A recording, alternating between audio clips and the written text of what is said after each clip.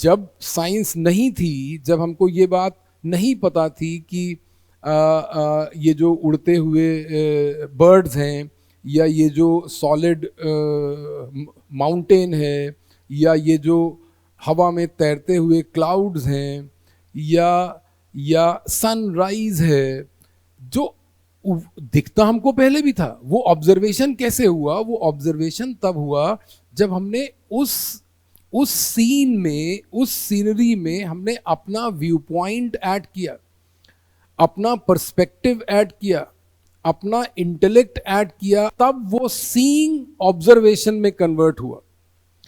Science का basis observation है, किसी भी तरीके की साइंस हो। अगर हम ऑब्जर्व नहीं करते, अगर हम चीज़ों को ऑब्जर्व नहीं करते अपने चारों तरफ, तो हम उसको एनालाइज नहीं कर सकते। ऑब्जर्वेशन के बेसिस पर ही एनालिसिस होता है। तो साइंस का जितना भी बेसिस है वो ऑब्जर्वेशन पर है, और यहीं से शुरू होता है, यहीं से पैदा होता है पॉसिबिलिटी ऑफ एरर, जिसको हम गले लगा रहे हैं। हम एरर को रिजेक्ट नहीं कर रहे हैं, हम एरर को भी गले लगा रहे हैं।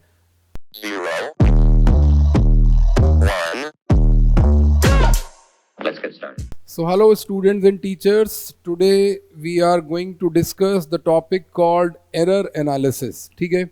और ये जो एरर एनालिसिस है, ये यूनिट्स एंड मेजरमेंट का ही एक हिस्सा है। हम लोगों ने जो पिछला टॉपिक किया यूनिट्स एंड मेजरमेंट में, वो था डायमेंशनल एनालिसिस। वहाँ पर हम लोगों ने ये कोशिश की कि कोई एक पर्टिकुलर फिजिकल क्वांटिटी का जो डायमेंशनल फार्मूला है, ये समझना कि वो डायमेंशनल फार्मूला उस पर्टिकुलर फिजिकल क्वांटिटी की आत्मा है, और वो कैसे आत्मा है ये समझने की कोशिश की हम लोगों ने। आपने वो वाले लेक्चर्स देखे जिसमें हम लोगों ने डायमेंशनल एनालिसिस की बात की। यहाँ पर यूनिट्स एंड मेजरमेंट का एक इम्पॉर्टेंट हिस्सा है एरर एनालिसिस। हम उस जिंदगी में, उस एटमॉस्फेयर में जहाँ पर लोग अपनी गलतियाँ छिपा रहे हैं, हम लोग वहाँ पर एरर को एनालाइज कर रहे हैं। उसका कारण क्या है कि हम लोग यहाँ पर बिल्कुल भी सोशल लाइफ की बात नहीं कर रहे हैं, बल्कि हम लोग यहाँ पर अपनी साइंटिफिक अप्रोच की बात कर रहे हैं, अपनी साइंटिफिक लाइफ की बात कर रहे हैं। और साइंस में जो चीज़ सबसे इम्पॉर्टेंट है, जो साइंस का बेसिस है, वो है एक्सपेरिमेंट।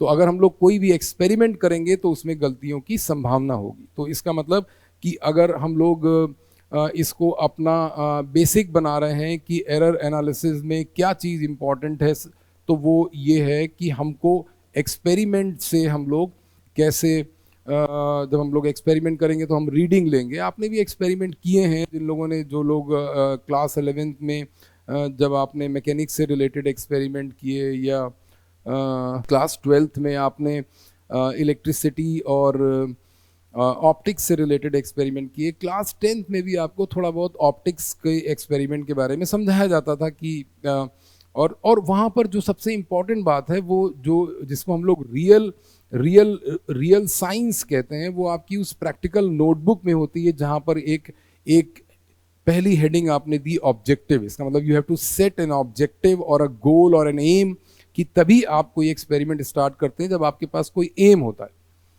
उस एम को पूरा करने के लिए दूसरी इंपॉर्टेंट चीज जो आई थी, वो आई थी एपेरेटस। एपेरेटस का मतलब कि क्या हमारे पास साधन उपलब्ध हैं, क्या क्या इक्विपमेंट्स हैं, तो हम लोग उसी आधार पर अपना एक्सपेरिमेंट प्लान करते हैं। तीसरी बात आई थी फॉर्मूला यूज्ड। जैसे आपने कॉनकेव मिरर की फोकल लेंथ निकाली, तो इसका मतलब कॉनकेव मिरर क्या चीज़ है? कॉनकेव मिरर एक स्फेरिकल मिरर है, तो उसका फॉर्मूला होता था 1/v + 1/u = 1/f। आपने u सेट कर लिया, तो एपरेटस में एक कॉनकेव मिरर, एक इमेज पिन, एक ऑब्जेक्ट पिन, और एक ऑप्टिकल बेंच जिसमें स्टैंड पर आप लोग रखते हैं, और ये सब। उसमें जो नेक्स्ट इंपॉर्टेंट चीज़ थी, वो इंपॉर्टेंट चीज़ थी ऑब्जर्वेशंस। ये सबसे इंपॉर्टेंट चीज़ है यहाँ पर कि ऑब्जर्वेशन क्या है। ऑब्जर्वेशन का मतलब कि हमने ये देखा कि हमने ऑब्जेक्ट यहाँ रखी, तो हमने यू सेट कर लिया, फिर हमने उसमें इमेज देखा अपनी आँख से। तो ये जो, जब अब यहाँ पर इस ऑब्जर्वेशन में, और फिर इस ऑब्जर्वेशन के बाद एक चीज़ होती थी कैलकुलेशन। ये जो आपने कैलकुलेशन किया, ये, और कैलकुलेशन क्या किया कि आपने यू निकाल लिया, आपको यू पता था, यू आपने सेट किया, वी आपने देख लिया कि इमेज पिन कहाँ है, उसका मिरर से डिस्टेंस v आ गया और फिर आपने कैलकुलेशन किया कि 1/v plus 1/u is equal to 1/f से आपने फोकल लेंथ निकाल ली। इसमें जो एरर की संभावना है वो तो है ही, लेकिन वो ये कह रहे हैं कि इस ऑब्जर्वेशन में भी एरर की संभावना है। और वो एरर की जो संभावना है वो दो तरीके से हो सकती है कि एक तो इंस्ट्रूमेंट की वजह से, यहाँ पर जो एरर की संभावना है वो ये है, पहली संभावना ये है कि due to any imperfect instrument, अगर हमारे पास कोई इंस्ट्रूमेंट में कुछ थोड़ी सी भी गड़बड़ होगी तो भी हमारी रीडिंग जो है वो गड़बड़ आ सकती है। रीडिंग उसको कहते हैं जो मेजर्ड वैल्यू होती है। मैं यहाँ पर लिख दे रहा हूँ कि इस ऑब्जर्वेशन का हिस्सा होता है रीडिंग। मैं वर्ड हम लोग ये यूज़ करते हैं रीडिंग, और रीडिंग का मतलब होता है measured value of that physical quantity. इसको हम लोग बोलते हैं measured value of that physical quantity. इसको हम लोग रीडिंग वर्ड देते हैं कि भाई ये रीडिंग है हमारी, ठीक है। ये बात तो ये कह रहे हैं कि एक पहली एरर की संभावना क्या है कि आपका इंस्ट्रूमेंट अगर किसी तरीके से इम्परफेक्ट है, जैसे जो आप मिरर यूज कर रहे हैं वो मिरर अगर एब्सोल्युटली स्फेरिकल नहीं है तो उसमें एक इश्यू होता है। और दूसरी जो यहाँ पर एरर की संभावना है वो ये है कि due to carelessness of experimenter, जो एक्सपेरिमेंट करने वाला आदमी है, इंसान है, स्टूडेंट है, वही कुछ प्रॉब्लम कर सकता है। जब आप रीडिंग ले रहे थे, किसी बच्चे ने आपको पुश कर दिया, या आपने एक बार देखा और उस समय नोट डाउन नहीं किया, दोबारा देखा तो कुछ और हो गया, और इस तरीके से एरर की पॉसिबिलिटीज़ बनती हैं। फिर उसके बाद कैलकुलेशन के बाद हम लोग ये एक हमारी हेडिंग होती थी रिजल्ट तो हम लोगों ने निकाल लिया। अब रिजल्ट कैसे निकालते हैं? रिजल्ट निकालते हैं कि हम लोगों ने जब ऑब्जर्वेशन किया, जो टेबुलर फॉर्म में हम लोगों ने ऑब्जर्वेशन किया, टेबल बनाई कि when object is placed here then you is this, फिर उसका कॉरेस्पॉन्डिंग वी निकाला, ऐसे 10 रीडिंग दी हम लोगों ने, और उन 10 रीडिंग्स का हम लोगों ने मीन ले लिया कि अगर फोकल लेंथ जो है वो एक रीडिंग आई, एक्चुअल वैल्यू मान लीजिए 20 सेंटीमीटर है, और आपकी रीडिंग 19 से 22 तक आई या 18 से 22 तक आई, तो आपने उन सारी वैल्यूज़ का मीन ले लिया। तो उस मीन वैल्यू को, जो ये रिजल्ट में जो भी आ रही है, मीन वैल्यू या एवरेज वैल्यू, मीन और एवरेज वैल्यू जो आ रही है, इसी को हम लोग ट्रू वैल्यू भी मान लेते हैं कि जो यहाँ पर आ रहा है वो ट्रू वैल्यू है। तो एक चीज ये है ट्रू और एक्चुअल वैल्यू, एक ये इंपॉर्टेंट चीज है कि एक्चुअल वैल्यू क्या है। तो जब हमको एक्चुअल वैल्यू पता होती है तो वहां से दो शब्द हैं जो कि एरर को समझने के लिए जरूरी हैं। वो एक शब्द क्या है? एक शब्द है प्रिसीजन। ध्यान से देखिए, पहला शब्द है प्रिसीजन। इसका मतलब कि how precise your reading is. तो प्रिसीजन को हम लोग दो आधार हैं प्रिसीजन के। प्रिसीजन का आधार क्या है कि precision is to what limit और रेजोल्यूशन। क्या है? टू व्हाट लिमिट और resolution the quantity is measured, the physical quantity is measured. ये प्रिसीजन का एक आधार है। और जैसा मैंने आपको बताया कि हम लोग यहाँ पर मल्टीपल रीडिंग्स लेते हैं। प्रिसीजन की दूसरी डेफिनेशन देखिए, ये कह रहे हैं कि precision refers to how closely the results of multiple measurements taken with the same instrument. क्योंकि हम लोग एक ही इंस्ट्रूमेंट से एक वही जो हमारे पास, जैसे अगर हम लोग कॉन्केव लेंस की बात, कॉन्केव मिरर की बात कर रहे हैं, तो वही एक इंस्ट्रूमेंट है, वही पिन है, वही ऑब्जेक्ट पिन है, वही इमेज पिन है, taken with the same instrument, taken with the same instrument agree with each other.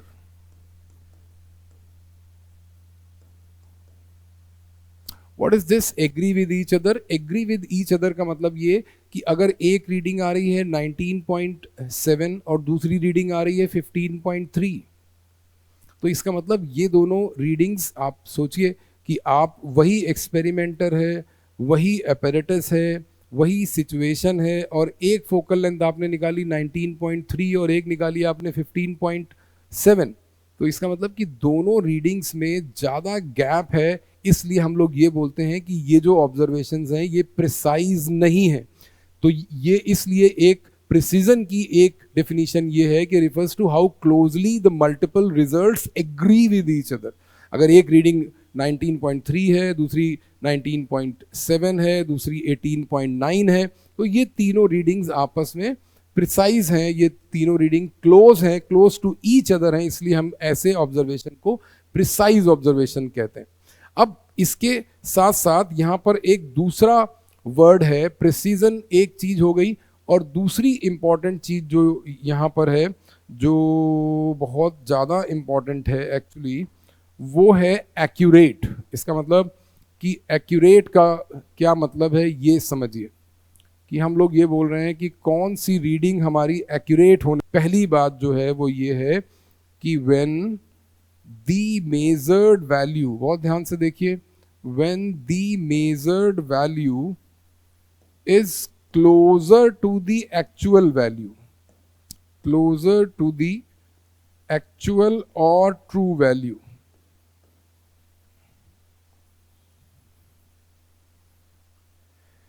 then it is said to be more accurate, then it is said to be accurate।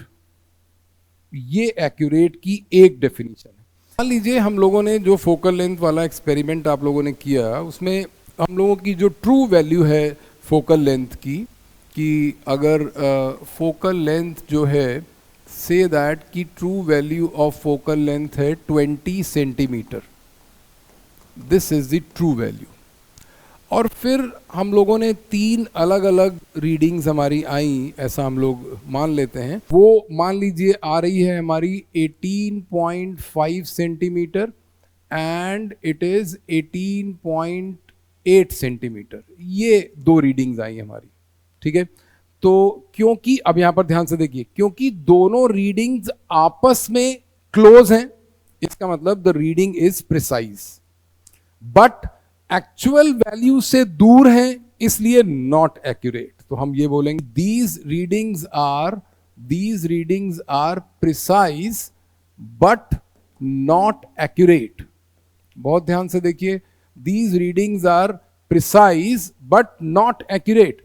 दूसरी readings हमारी जो मान लीजिए number 2 वाला जो B observation हमारा है, उसमें हमारी दो रीडिंग एक रीडिंग आ गई हमारी 18.5 सेंटीमीटर और दूसरी रीडिंग आ गई हमारी मान लीजिए कि 21.3 सेंटीमीटर। बहुत ध्यान से देखिए, ये जो दो रीडिंग हैं 18.5 सेंटीमीटर और 21.3 सेंटीमीटर, ये दोनों रीडिंग्स आपस में भी क्लोज नहीं है, क्योंकि एक रीडिंग 18 में आ रही है, दूसरी 21 में आ रही है, और इवेंचुअली दोनों रीडिंग्स एक्चुअल वैल्यू के भी आसपास नहीं है। इसलिए ना तो ये रीडिंग्स प्रिसाइज हैं, प्रिसाइज क्यों नहीं है, क्योंकि दोनों आपस में मैच नहीं कर रही, क्लोजर होना चाहिए। ये डेफिनेशन हम लोगों ने यहां पर लिखी है प्रिसाइज की, कि precision refers to how closely the results of multiple measurement taken with the same instrument agree with each other. This is the thing, कि वो एक दूसरे से एग्री कर रहे हैं कि नहीं, वो एक दूसरे से ही एग्री नहीं कर रहे हैं, तो ये प्रिसाइज नहीं है। यहां पर हम लोग ये लिखेंगे कि these readings are neither accurate nor precise, neither accurate nor precise. ये 3 नंबर रीडिंग। जो थर्ड रीडिंग आ रही है, थर्ड रीडिंग हमारी आ रही है, एक रीडिंग है, थर्ड रीडिंग जो है वो है 19.7 सेंटीमीटर और दूसरी रीडिंग आ रही है हमारी 20.2 सेंटीमीटर। बहुत ध्यान से देखिए, दोनों रीडिंग्स आपस में भी काफ़ी क्लोज हैं। अगर ये 7 है, और ये इसका मतलब कि दोनों रीडिंग्स प्रिसाइज हैं, 19.7 है, और ये 20 क्लोजर टू 20 है, और ये वाली भी क्लोजर टू 20 है, इसलिए ये एक्यूरेट भी है। तो ये वाली जो रीडिंग यहां पर आई है, ये दोनों रीडिंग्स को हम लोग बोलेंगे कि बोथ एक्यूरेट एंड प्रिसाइज। ये एक अंतर इस बात का समझिए कि कैसे हम लोग एक्यूरेसी और प्रिसीजन डिसाइड करते हैं। एक और क्राइटेरिया होता है एक्यूरेसी और प्रिसीजन डिसाइड करने का, वो ये कि हम लोग अगर दो अलग अलग इंस्ट्रूमेंट यूज कर रहे हैं, इसका मतलब मान लीजिए कि ये वाली जो फोकल लेंथ हमारी 20 सेंटीमीटर है, इसमें कुछ ऐसा हम लोग कर दें, इसमें तो नहीं हो सकता, कोई दूसरी चीज़ अगर हम लोग ले लें, जैसे क्योंकि इसमें जो हमारा स्केल है, जो ऑप्टिकल बेंच होती है, उसमें जो स्केल होता है वो स्केल नॉर्मल स्केल जैसा होता है। इसका मतलब कि वो 1 मीटर लेंथ है, उसमें 100 सेंटीमीटर है, और फिर 1 और 2 सेंटीमीटर के बीच में 10 इक्वल डिवीज़न है। वो ये कह रहे हैं कि हम लोग ऐसा मान लेते हैं कि एक किसी एक्सपेरिमेंट में कोई एक लेंथ है, से दैट कि हमारे पास कोई एक लेंथ है और उसकी वैल्यू है 4.589 सेंटीमीटर। मान लेते हैं कि ये इसकी ट्रू वैल्यू है, ये जो 4.589 है, ये इसकी ट्रू वैल्यू है।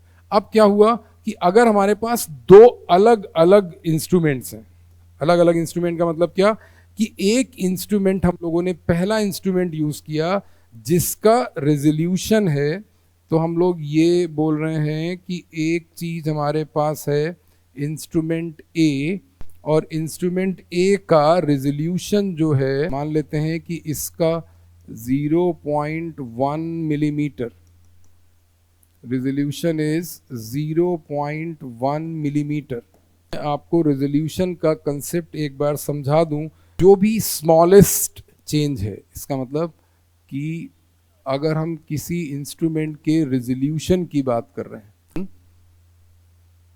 Refers to the smallest possible change, smallest change in the measured value, in the measured, that instrument can detect or display. This is the thing. इसका मतलब कि अभी जो हम लोग ये वाली लेंथ मेजर कर रहे थे, वो हम लोगों ने पहले इंस्ट्रूमेंट से जब हम लोगों ने मेजर किया, और ऐसा इंस्ट्रूमेंट जिसका रेजोल्यूशन था 0.1 मिलीमीटर। इसका मतलब क्या है कि हमारी इससे जो रीडिंग आएगी, ये इंस्ट्रूमेंट ए से लेंथ आएगी, वो मान लीजिए आ गई 4.4 सेंटीमीटर, क्योंकि ये डेसिमल के फर्स्ट प्लेस से ज़्यादा नहीं निकाल सकता। अब आप इसको ध्यान से देखिए, हम लोगों ने एक दूसरा इंस्ट्रूमेंट यहाँ पर यूज़ किया। मैं यहाँ पर फिर ये बात लिख रहा हूँ कि जो दूसरा इंस्ट्रूमेंट हमारे पास आया, instrument number B, instrument known as B, इसका जो रेजोल्यूशन है वो रेजोल्यूशन पहले से अलग था। अब की बार रेजोल्यूशन है इसका 0.01 मिलीमीटर। इसका मतलब कि यहाँ पर जो लेंथ की रीडिंग आई, वो रीडिंग आएगी 4.23। इसका मतलब कि ये रीडिंग आ गई 4.23 सेंटीमीटर। अब क्या होगा, ध्यान से देखिए। अब यहाँ पर ध्यान से देखिए, पूरी सिचुएशन क्या थी। एक लेंथ है, कोई एक पर्टिकुलर लेंथ, जो कि एक्चुअल वैल्यू क्या है, ट्रू वैल्यू क्या है, 4.589। 4.589 इज द एक्चुअल वैल्यू। हम लोगों ने जो दो रीडिंग्स निकाली हैं, एक रीडिंग निकाली है 4.4 और एक रीडिंग निकाली है 4.23। क्योंकि ये रीडिंग डेसिमल के सेकेंड प्लेस तक है, एक्चुअल वैल्यू डेसिमल के 3 प्लेस तक दी है, ये वाली डेसिमल के सेकेंड प्लेस तक आई है, तो हम इस रीडिंग को ये कहते हैं कि this reading is actually more precise. इसके कंपैरिजन में this reading is more precise but less accurate. Why it is less accurate? It is less accurate because it is not close to the actual value.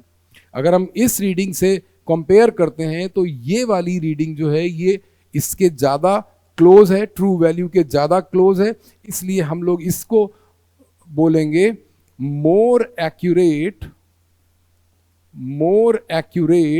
But less precise. Sorry, less precise क्यों है? इसलिए क्योंकि ये decimal के first place तक ही आपने reading निकाली. ठीक है, इसमें क्या प्रॉब्लम थी? प्रॉब्लम ये थी कि जो इंस्ट्रूमेंट था वो 0.1 से कम मेजर ही नहीं कर पा रहा था, उसका रेजोल्यूशन ही 0.1 था. तो ऐसी सिचुएशन में जो आपने सिग्निफिकेंट फिगर का कंसेप्ट आप समझते हैं कि यहां पर जो सिग्निफिकेंट फिगर हैं वो कितने हैं? इस सिचुएशन में जो ट्रू वैल्यू है, ट्रू वैल्यू के सिग्निफिकेंट फिगर है 4, इसके जो सिग्निफिकेंट फिगर्स हैं वो है 2, और इसके जो सिग्निफिकेंट फिगर हैं वो है 3. तो इसका मतलब जब रीडिंग प्रिसाइज है ये तो सिग्निफिकेंट फिगर ज्यादा है, जब रीडिंग लेस प्रिसाइज है तो सिग्निफिकेंट फिगर कम है. लेकिन क्योंकि उसका डेसिमल का first place closer to the actual value है इसलिए एक्यूरेट उसको माना जाएगा. चीज है ऑब्जर्वेशन. ठीक है, ये जो हम लोग यहां पर जिस ऑब्जर्वेशन की बात कर रहे थे, और ऑब्जर्वेशन में हम लोग क्या करने वाले हैं ये बात हम लोगों को समझनी है कि ऑब्जर्वेशन में हम लोग क्या करने वाले हैं. ऑब्जर्वेशन क्या चीज है? जब हम अपनी आंख से कोई चीज देख रहे हैं वो ऑब्जर्वेशन नहीं है. ऑब्जर्वेशन का मतलब ये है कि आप जब किसी चीज को देख रहे हैं तो उसमें आपका माइंडसेट इन्वॉल्व है, आपका एक पर्सनालिटी इन्वॉल्व है, आपका एक व्यू पॉइंट इन्वॉल्व है, आपकी सोच इन्वॉल्व है. तब उस सिचुएशन को हम लोग ऑब्जर्वेशन कहते हैं. Watching is not observation. Observation technical term है. ये कह रहे हैं कि हम लोग नंबर ऑफ रीडिंग्स यहां पर बढ़ाएंगे. नंबर ऑफ रीडिंग्स क्यों बढ़ाएंगे? इसलिए बढ़ाएंगे क्योंकि नंबर ऑफ रीडिंग्स बढ़ाने से क्या होगा, जो चीज ऑब्जर्वेशन है उसमें ये लोग ऐसा कह रहे हैं कि हम लोग नंबर ऑफ ऑब्जर्वेशंस बढ़ाते हैं. मतलब ऑब्जर्वेशन आपने एक हेडिंग लिखी और फिर आपने उसमें रीडिंग्स, जिसको हम लोग कह रहे हैं कि 1 2 3 4 5 6, अगर आप फोकल लेंथ निकाल रहे हैं तो आपने, तो साइंस का जो बेसिस है वो ऑब्जर्वेशन है. साइंस का ऑब्जर्वेशन, साइंस का बेसिस देखना नहीं है. जब साइंस नहीं थी, जब हमको ये बात नहीं पता थी कि ये जो उड़ते हुए बर्ड्स हैं, या ये जो सॉलिड माउंटेन है, या ये जो हवा में तैरते हुए क्लाउड्स हैं, या सनराइज है, जो दिखता हमको पहले भी था, वो ऑब्जर्वेशन कैसे हुआ? वो ऑब्जर्वेशन तब हुआ जब हमने उस सीन में, उस सीनरी में हमने अपना व्यू पॉइंट ऐड किया, अपना पर्सपेक्टिव ऐड किया, अपना इंटेलेक्ट ऐड किया, तब वो सीइंग ऑब्जर्वेशन में कन्वर्ट हुआ. साइंस का बेसिस ऑब्जर्वेशन है. किसी भी तरीके की साइंस हो, अगर हम ऑब्जर्व नहीं करते, अगर हम चीजों को ऑब्जर्व नहीं करते अपने चारों तरफ, तो हम उसको एनालाइज नहीं कर सकते. ऑब्जर्वेशन के बेसिस पर ही एनालिसिस होता है. तो साइंस का जितना भी बेसिस है वो ऑब्जर्वेशन पर है, और यहीं से शुरू होता है, यहीं से पैदा होता है पॉसिबिलिटी ऑफ एरर, जिसको हम गले लगा रहे हैं. हम एरर को रिजेक्ट नहीं कर रहे हैं, हम एरर को भी गले लगा रहे हैं. ये कह रहे हैं कि in order to minimize the error, यहां पर स्टेटमेंट क्या बन रहा है? स्टेटमेंट बन रहा है in order to minimize the error. बहुत ध्यान से देखिए, in order to minimize the possible error, we take more readings of that particular observation. इसका मतलब कि अगर हम फोकल लेंथ किसी एक कॉन्केव मिरर की निकाल रहे हैं तो हम 10 बार निकालेंगे. उसी सिचुएशन में उसी कॉनकेव मिरर की उसी पिन से सेम एक्सपेरिमेंटर 10 रीडिंग लेगा और 10 रीडिंग लेके उसका मीन निकालेगा। क्यों? क्योंकि हम एक रीडिंग के लिए श्योर नहीं है। मैंने आपको शुरू में बताया कि वो सिस्टमैटिक एरर हो सकता है, वो रैंडम एरर हो सकता है, वो एक्सपेरिमेंट की वजह से हो सकता है। मान लीजिए कि हम लोगों ने 10 रीडिंग ली, let's say A is a physical quantity, कोई एक फिजिकल क्वांटिटी है। हम लोगों ने उसकी 10 अलग अलग या n नंबर ऑफ रीडिंग लिए। n नंबर ऑफ रीडिंग का मतलब क्या है? A1, A2, A3, ये AN तक, ये क्या है? Number of readings. Number of readings कितना है? नंबर ऑफ रीडिंग्स n है। n number of different observations हम लोगों ने किए और फिर हम लोगों ने ट्रू वैल्यू निकालने के लिए या इसकी एवरेज वैल्यू निकालने के लिए क्या किया? एवरेज वैल्यू को अगर हम लोग A बार से डिनोट कर रहे हैं तो A बार का मतलब हो गया A1 plus A2 plus A3 से लेकर AN तक सारी वैल्यूज हम लोगों ने ऐड करी और उसको n से डिवाइड कर दिया। अब क्या करना है? अब ये करना है कि जो भी ये ट्रू वैल्यू आई है, अब इसका मतलब क्या कि जो रीडिंग्स हम लोगों ने ली होंगी वो रीडिंग्स, मान लीजिए एक फोकल लेंथ 19.5 आई थी, एक फोकल लेंथ 20.5 आई थी, एक फोकल लेंथ 18.8 आई थी, एक फोकल लेंथ 19.9 आई थी या एक फोकल लेंथ 21 आई थी। लेकिन जब आप मीन निकालते हैं किसी भी चीज़ का, एवरेज निकालते हैं, तो वो एक यूनिक नंबर आता है। एवरेज मीन्स कि इन 10 रीडिंग से हम लोगों ने एक फाइनल नंबर कंक्लूड किया और उसको ट्रू वैल्यू या एवरेज वैल्यू या मीन वैल्यू मान लिया। अब क्या हुआ कि अब हम खुद ये कह रहे हैं कि जो हमारी ये n नंबर ऑफ रीडिंग्स हैं, इसमें हर रीडिंग में थोड़ा थोड़ा एरर होगा और उस एरर को हम लोगों ने नाम क्या दिया? उस एरर को हम लोगों ने नाम दिया कि वो एरर का नाम है एब्सोल्यूट एरर। बहुत ध्यान से देखिए, हम लोग क्या डिफाइन करने जा रहे हैं? हम ये डिफाइन करने जा रहे हैं कि एक चीज़ है डेल्टा A1। डेल्टा A1 क्या चीज़ है? डेल्टा A1 है एब्सोल्यूट एरर। बहुत ध्यान से देखिए, this is absolute error in reading number 1। बहुत ध्यान से देखिए, हम लोग खुद अपनी ही ली हुई रीडिंग्स में एरर डिफाइन कर रहे हैं। तो ये डेल्टा A1 की वैल्यू क्या होती है? A1 reading minus A bar. Delta A2 minus A bar. Delta A3 का मतलब जो ये reading I minus A bar. A बार का मतलब क्या? ये जो एवरेज वैल्यू आई जिसको हम लोग ट्रू वैल्यू मान रहे हैं। अब यहां से इसी तरीके से हम लोग सारी रीडिंग्स में एब्सोल्यूट एरर निकाल लेंगे और ये जो एब्सोल्यूट एरर आएगा, आप देख रहे हैं कि this A bar is going to be 1 number और ये जो रीडिंग्स हैं ये सारी रीडिंग्स अलग अलग हैं। कभी ऐसा होगा कि हमारी रीडिंग एवरेज वैल्यू से ज़्यादा होगी, कभी ऐसा होगा कि हमारी रीडिंग एवरेज वैल्यू से कम होगी। तो इसका मतलब क्या है कि यहाँ पर जो स्टेटमेंट बन रहा है वो ये है कि absolute error may be positive और negative. Absolute error can be positive और नेगेटिव। ये जो वैल्यूज हैं ये वैल्यूज कभी पॉजिटिव आएंगी, कभी नेगेटिव आएंगी। ऐसा ये लोग कहते हैं कि जो चीजें सच हैं।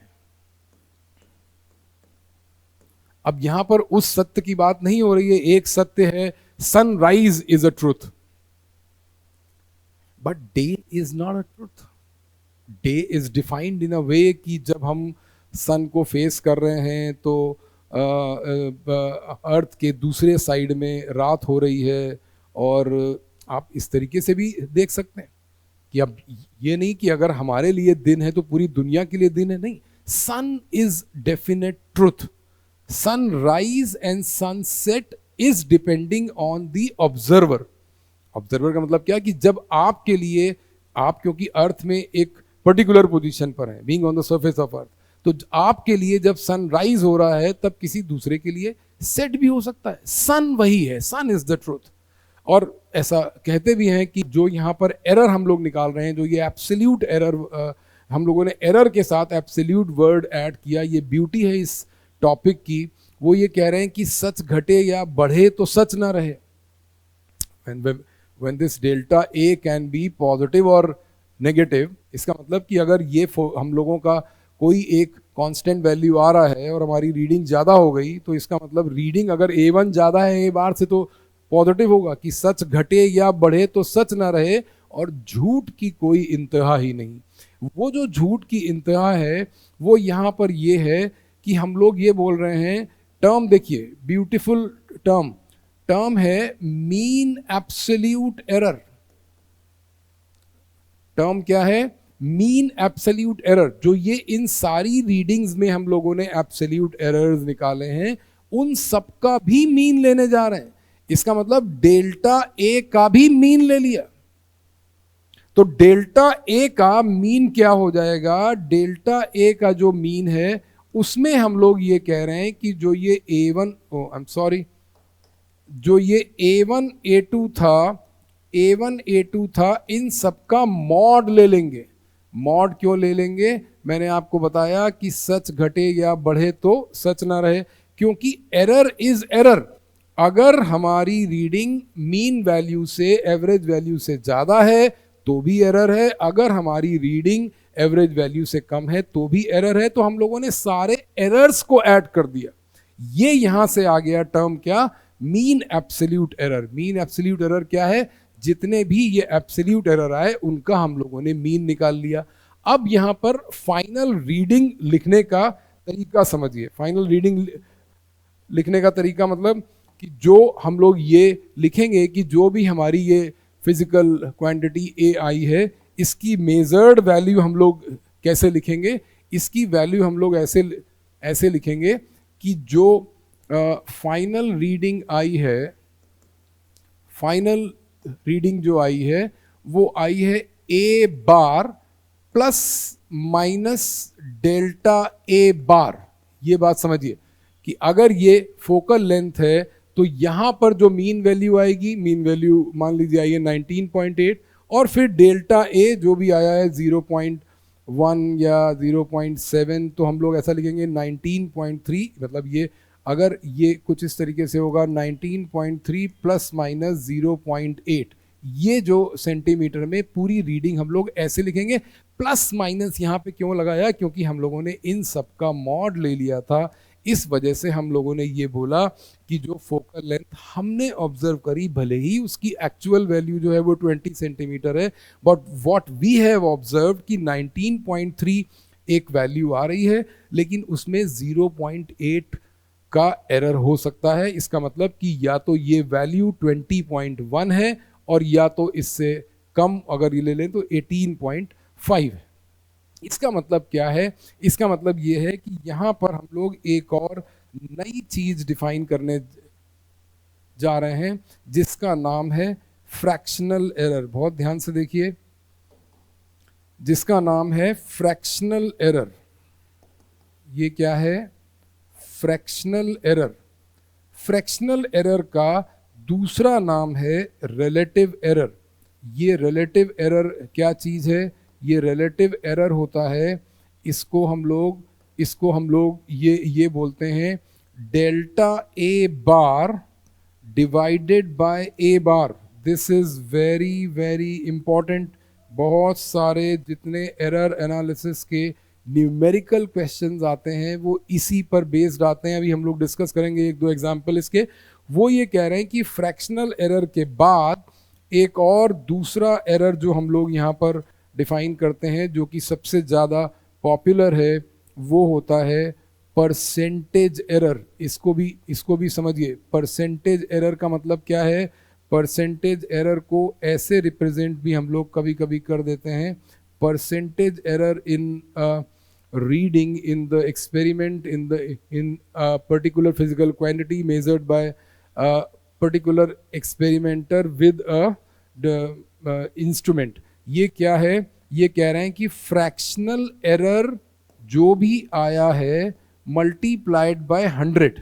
इसका मतलब कि अगर इस रीडिंग का हमको परसेंटेज एरर निकालना है तो इस रीडिंग का परसेंटेज एरर होगा, ध्यान से देखिए, 19.3 डिवाइडेड बाय 0.8। ठीक है? नहीं ठीक है। यहां देखिए ये लिखा हुआ है फ्रैक्शनल एरर, इसका मतलब 0.8 divided by 19.3 multiplied by 100। Fraction का मतलब यही होता है इन आउट ऑफ 1